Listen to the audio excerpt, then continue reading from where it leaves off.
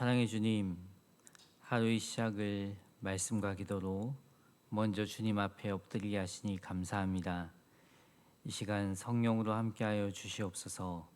말씀을 보는 눈과 듣는 길을 열어주시어 진리의 말씀을 깨닫게 하시고 주님의 말씀이 내 발의 등이요 빛이 됨을 경험하는 귀한 시간 되게 하옵소서. 거룩하신 예수님의 이름으로 기도드립니다. 아멘. 오늘 우리에게 주신 하나님 말씀은 이사야 49장 1절에서 13절 말씀입니다. 이사야 49장 1절에서 13절 말씀, 다 같이 한 목소리로 합독하겠습니다. 섬들아 내게 들으라, 먼 곳 백성들아 귀를 기울이라. 여호와께서 태에서부터 나를 부르셨고 내 어머니 복중에서부터 내 이름을 기억하셨으며 내 입을 날카로운 칼같이 만드시고 나를 그의 손 그늘에 숨기시며 나를 갈고 닦은 화살로 만드사 그의 화살통에 감추시고 내게 이르시되 너는 나의 종이요 내 영광을 뇌 속에 나타낼 이스라엘이라 하셨느니라. 그러나 나는 말하기를 내가 헛되이 수고하였으며 무익하게 공연히 내 힘을 다하였다 하였도다. 참으로 나에 대한 판단이 여호와께 있고 나의 보응이 나의 하나님께 있느니라. 이제 여호와께서 말씀하시나니 그는 태에서부터 나를 그의 종으로 지으신 이시요 야곱을 그에게로 돌아오게 하시는 이시니 이스라엘이 그에게로 모이는도다. 그러므로 내가 여호와 보시기에 영화롭게 되었으며 나의 하나님은 나의 힘이 되셨도다. 그가 이르시되 내가 나의 종이 되어 야곱의 지파들을 일으키며 이스라엘 중에 보존된 자를 돌아오게 할 것은 매우 쉬운 일이라. 내가 또 너를 이방의 빛으로 삼아 나의 구원을 베풀어서 땅 끝까지 이르게 하리라. 이스라엘의 구속자, 이스라엘의 구원한 여호와께서 사람에게 멸시를 당하는 자, 백성에게 미움을 받는 자, 관원들에게 종이 된 자에게 이같이 이르시되 왕들이 보고 일어서며 고관들이 경배하리니 이는 이스라엘이 거룩하신 이 신실하신 여호와 그가 너를 택하였음이니라. 여호와께서 이같이 이르시되 은혜의 때에 내가 내게 응답하였고 구원의 날에 내가 너를 도왔도다. 내가 장차 너를 보호하여 너를 백성의 언약으로 삼으며 나라를 일으켜 그들에게 그 항모하였던 땅을 기업으로 상속하게 하리라. 내가 잡혀 있는 자에게 이르기를 나오라 하며 흑암에 있는 자에게 나타나라 하리라. 그들이 길에서 먹겠고 모든 헐벗은 산에도 그들이 풀밭이 있을 것인즉 그들이 줄이거나 목마르지 아니할 것이며 더위와 볕이 그들을 상하지 아니하리니 이는 그들을 긍휼히 여기는 이가 그들을 이끌되 샘물 근원으로 인도할 것임이라. 내가 나의 모든 산을 길로 삼고 나의 대로를 도드리니 어떤 사람은 먼 곳에서 어떤 사람은 북쪽과 서쪽에서 어떤 사람은 시님 땅에서 오리라. 하늘이여 노래하라, 땅이여 기뻐하라, 산들이여 즐거이 노래하라. 여호와께서 그의 백성을 위로하셨은즉 그의 고난 당한 자를 긍휼히 여기실 것임이라. 아멘. 우리는 살면서 저 사람 닮고 싶다, 저렇게 살고 싶다는 모델을 발견하게 됩니다. 그 모델이 누구냐에 따라 꿈도 비전도 삶의 내용도 달라집니다. 모든 믿는 자의 닮고 싶은 모델은 예수님입니다. 우리가 예수님을 닮고자 간절히 바랄 때 우리의 삶의 자세가 조금씩 달라집니다. 구약 사람들은 여호와의 종이 되기를 원했습니다. 여호와의 종에 대해 이사야 42장에 소개되었는데 오늘 49장에도 말씀하고 있습니다. 1절에 섬들아 내게 들으라, 먼 곳 백성들아 귀를 기울이라.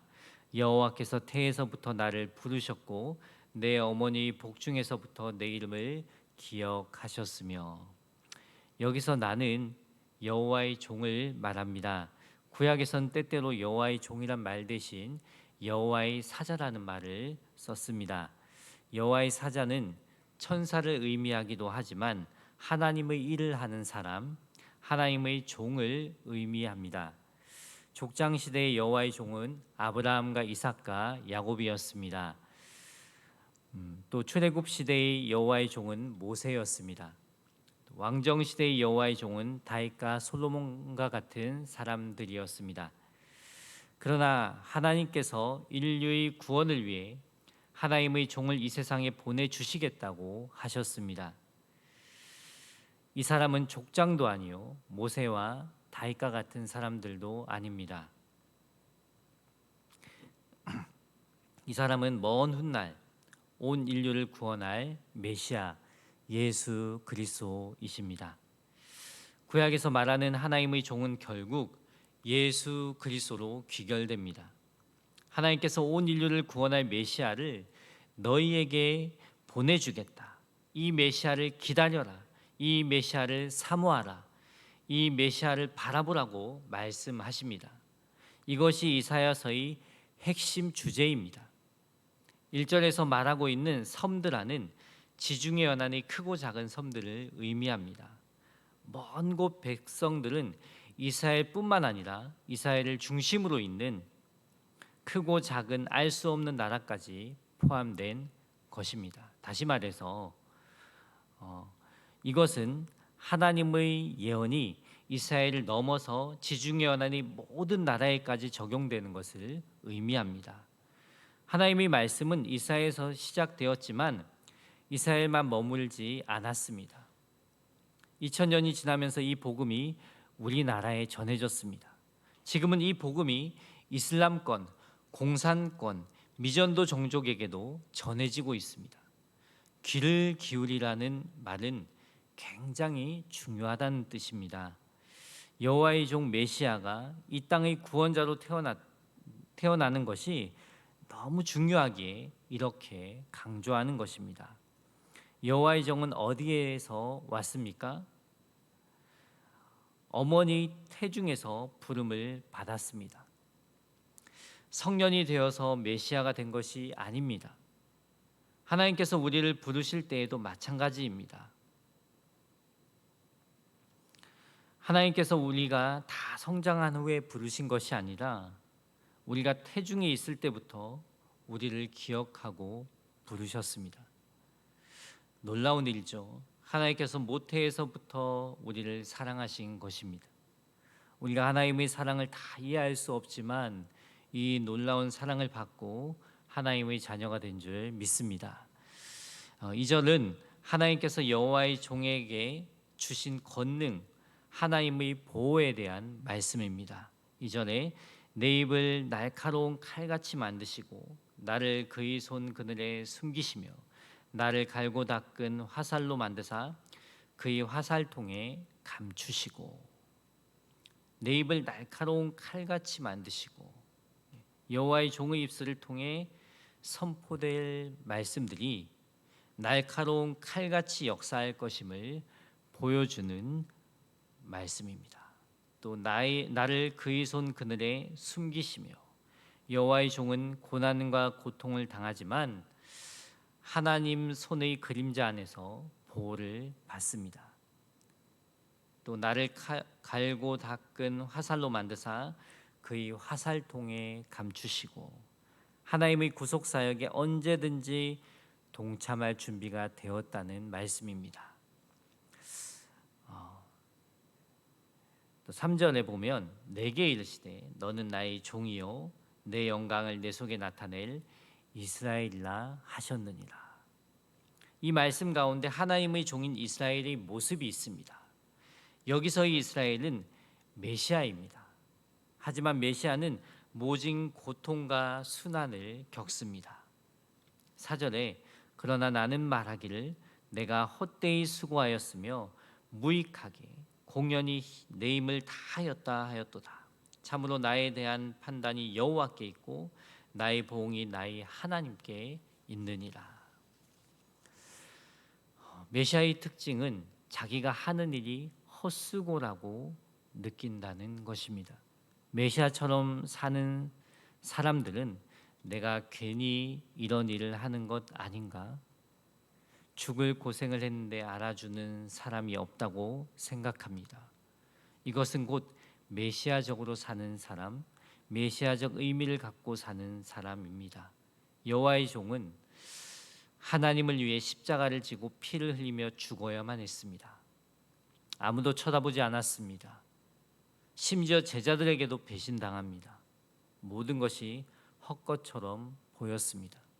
그렇지만 아무 의미 없어 보였던 그 사건의 결과는 엄청난 것이었습니다. 인류의 모든 죄를 구속하고 구원과 회복을 가져오게 되는 사건이었습니다. 진정한 여호와의 종, 메시아적 의미를 갖고 사는 사람들은 어떻게 보면 세상 사람들이 봤을 때에는 이해할 수 없는 일을 합니다. 주님께 받은 사랑을 나누고 섬기는 모습에 주변 사람들이 감동을 받기도 하지만 왜 저렇게까지 해?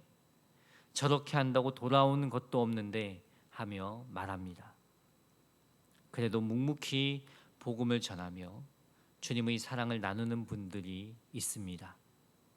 모든 것을 버리고 선교지로 떠나는 선교사님들도 다른 사람들이 보기에 무의미한 일 같지만 그 일을 소신 있게 합니다. 그것이 여호와의 종입니다. 누군가 그런 헌신과 희생을 했기에 가난한 자들과 병든 자들과 희망이 없는 자들이 꿈을 갖게 됩니다. 그리스도인이란 참된 가치가 무엇인지 아는 자들입니다. 하나님께서는 그리스도인들을 통해 세상 가운데 그리스도의 사랑이 흘러가길 원하십니다. 우리가 예수님을 닮아가길 간절히 바라며 내 안에 계신 예수님과의 관계 속에서 살아갈 때 가치 있는 삶을 살게 되는 것입니다. 그렇다면 여호와의 종이 하는 일은 구체적으로 무엇입니까? 첫째, 구원의 메시지를 전하는 일입니다. 5절에 이제 여호와께서 말씀하시나니 그는 태에서부터 나를 그의 종으로 지으신 이시요 야곱을 그에게로 돌아오게 하시는 이시니 이스라엘이 그에게로 모이는도다. 그러므로 내가 여호와 보시기에 영화롭게 되었으며 나의 하나님은 나의 힘이 되셨도다. 즉 상처받고 흩어지고 꿈을 잃어버린 사람들을 불러 모아서 다시 희망과 용기를 주고 구원의 메시지를 전하는 일입니다. 우리 그리스도인들은 세상 가운데 희망과 용기를 주는 사람이 되어야 합니다. 구원의 메시지를 전하는 사람이 되어야 합니다. 오늘도 우리 말 한마디, 우리 삶을 통해 마음이 상한 자들에게 새 힘을 주는 삶을 살아가길 소망합니다. 둘째, 여호와의 종이 하는 일은 이스라엘을 모으고 나아가 땅끝까지 이르는 것입니다. 6절에 그가 이르시되 내가 나의 종이 되어 야곱의 지파들을 일으키며 이스라엘 중에 보존된 자를 돌아오게 할 것은 매우 쉬운 일이라. 내가 또 너를 이방의 빛으로 삼아 나의 구원을 베풀어서 땅 끝까지 이르게 하리라.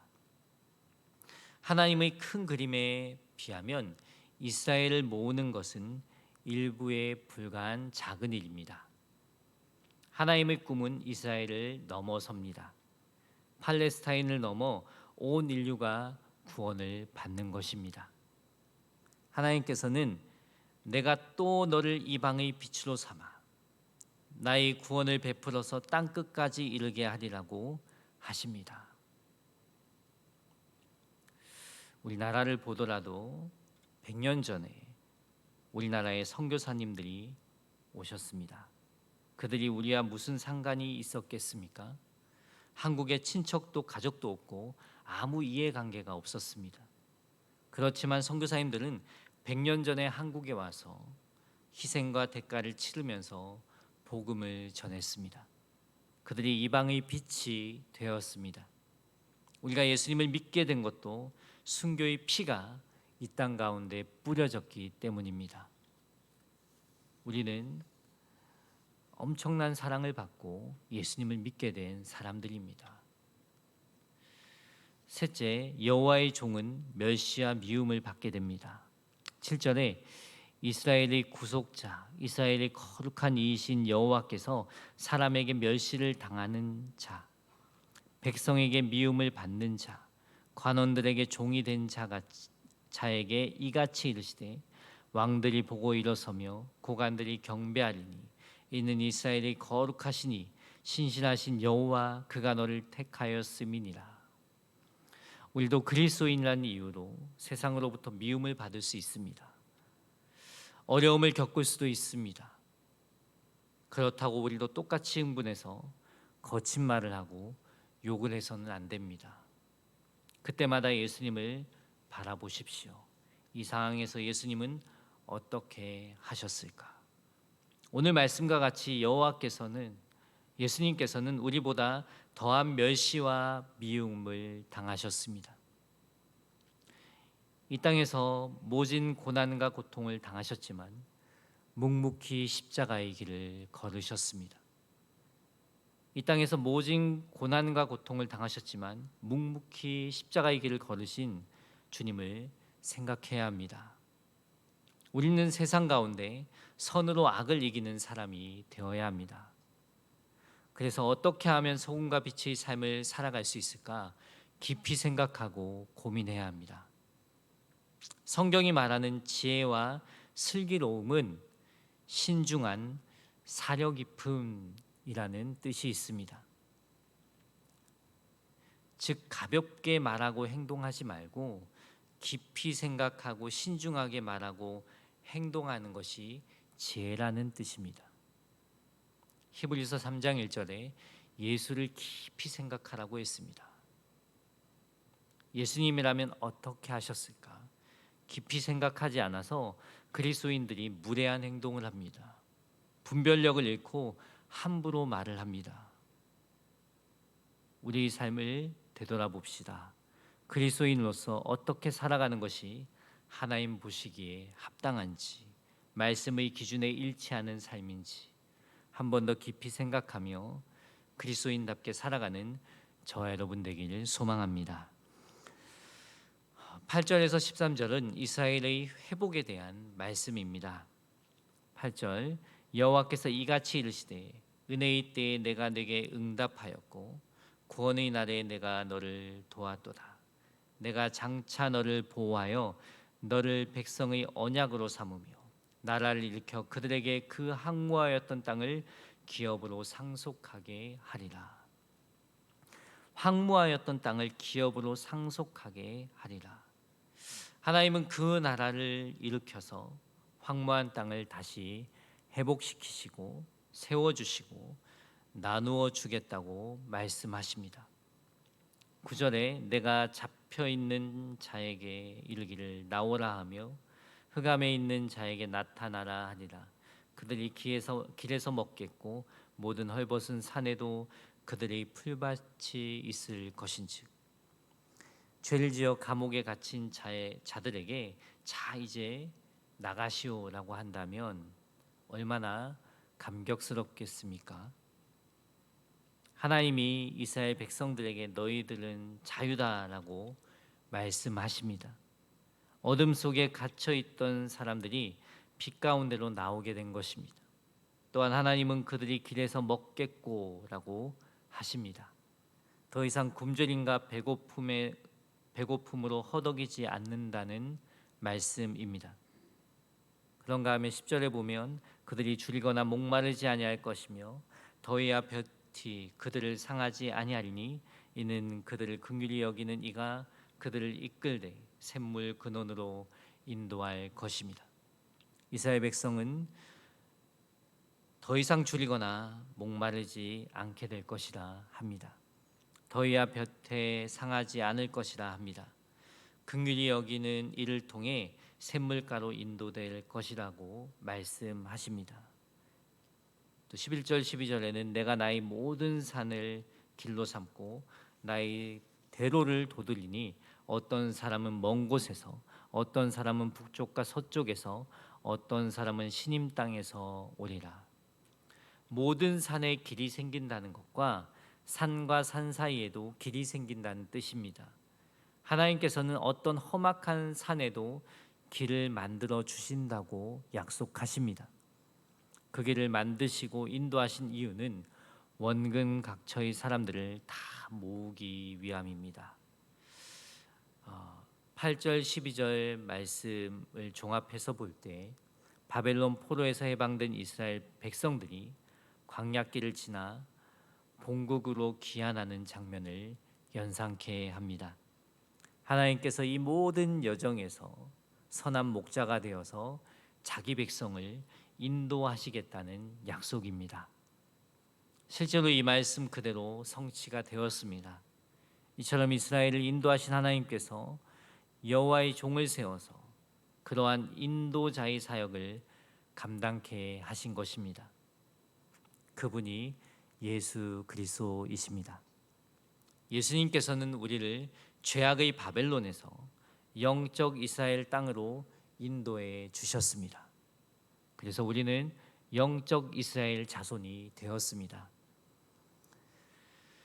예수님은 선한 목자가 되셔서 우리를 세심하게 돌보시고 먹이시는 분이십니다.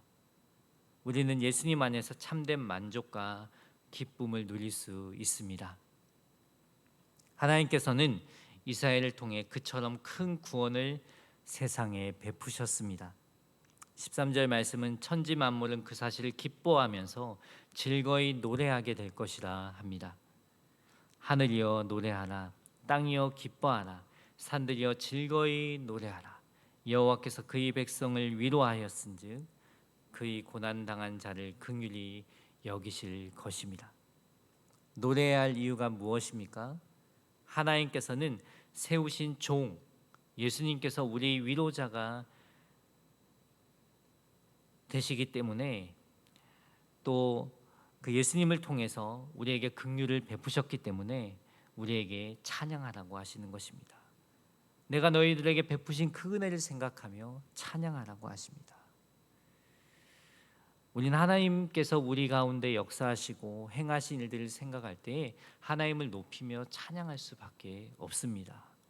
오늘도 주님께서 우리에게 베푸신 놀라운 구원의 은혜와 우리의 삶 가운데 역사하신 그 하나님의 그 사랑을 생각할 때 우리의 삶 가운데 주님을 찬양하는 그 찬양의 소리가 울려 퍼지는 삶이 되길 예수님의 이름으로 축복합니다. 기도하겠습니다.